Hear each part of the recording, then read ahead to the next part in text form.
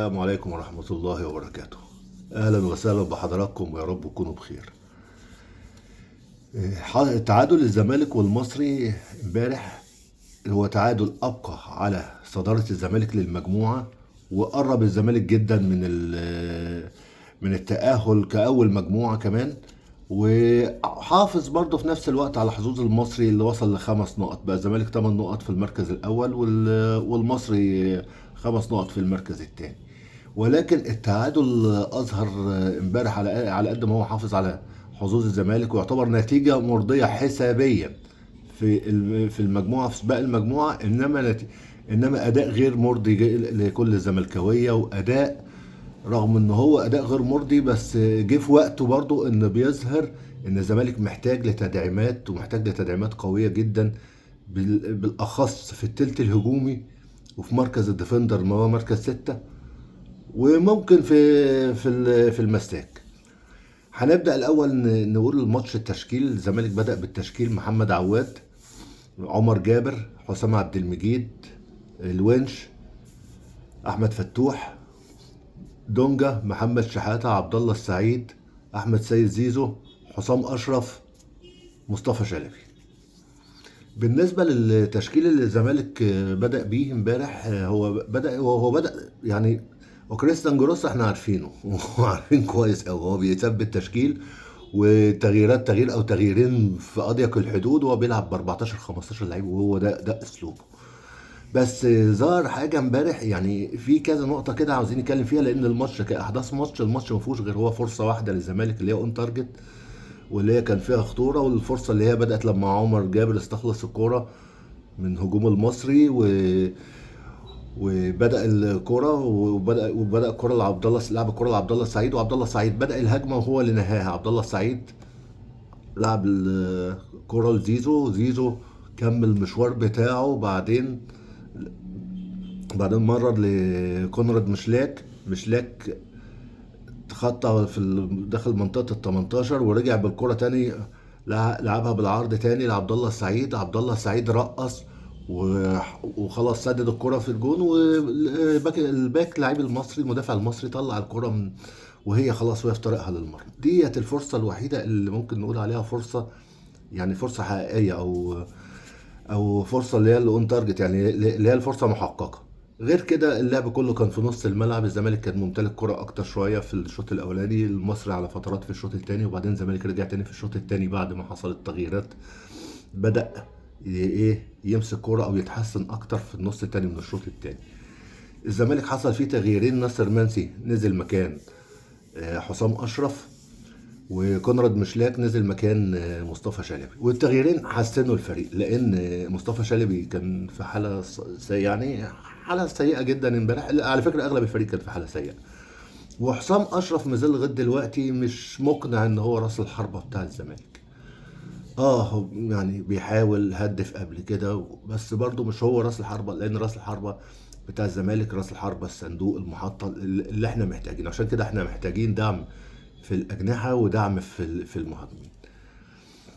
لما نزل ناصر منسي ونزل كونراد مشلاك اتحرك الفريق أكتر، يعني بقى كونراد مشلاك كان حركته إيجابية أكتر من مصطفى شلبي. ناصر منسي محاولاته ووجوده نفسه، وهو بيجيد ضربات الرأس وبيجيد التعامل جوه ال 18، وعنده هو يعني عنده موهبة التهديف. يعني هو إذا كان عنده مشاكل شوية بدنية، مشاكل شوية في البطء، بس هو في ال 18 لا، ليه دور قوي جدا. المهم الماتش امبارح يعتبر ماتش مش هنتكلم فيه كتير فنيا، بس احنا بنتكلم دلوقتي في شويه حاجات ان احنا محتاجين دعم. لان دلوقتي برضو من ضمن الحاجات اللي ظهرت امبارح ان الزمالك في الخروج بالكوره كان بيبقى فيه صعوبه شويه في الخروج بالكوره امبارح.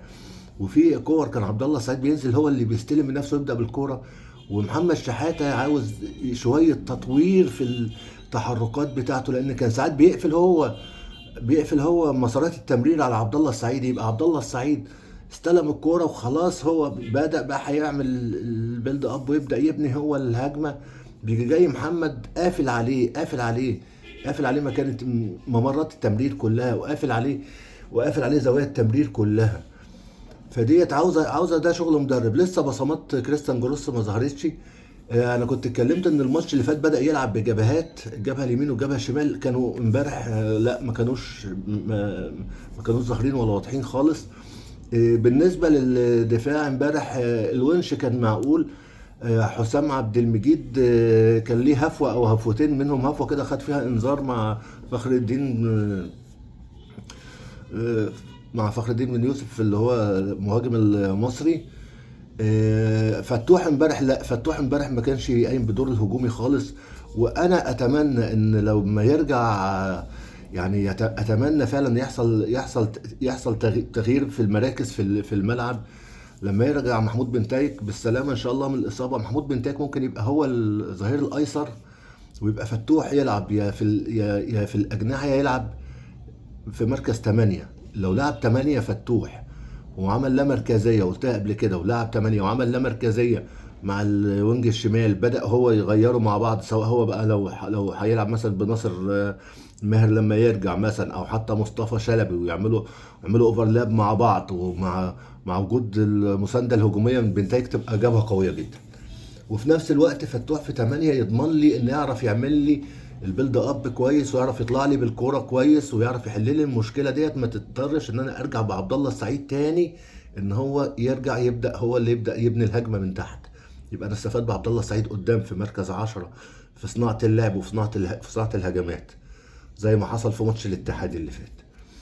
تاني حاجة احنا محتاجين الأجنحة طبعا، مصطفى شلبي لا وكونراد مشلاك لا، محتاجين الأجنحة، ومحتاجين معودة زيزو. زيزو امبارح ما كانش في مستوى خالص، بس زيزو كان بيلعب، كان مريض قبليها، فأنا ملتمس له العذر.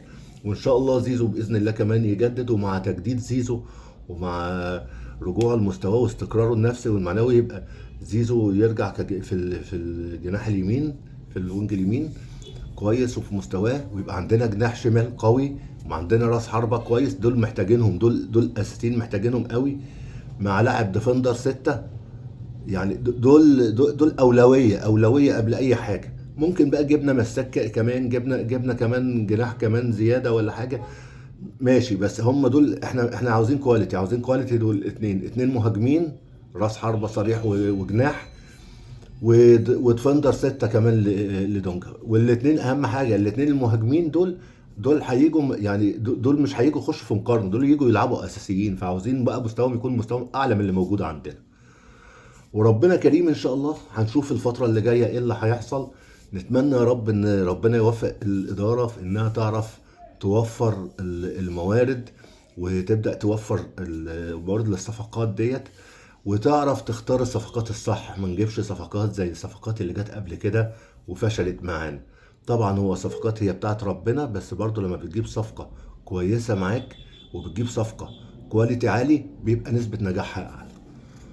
وشكرا جزيلا، وإن شاء الله نتقابل في فيديو تاني، ونتكلم في موضوع جديد عن الزمالك إن شاء الله، وعن تاريخ الزمالك. السلام عليكم.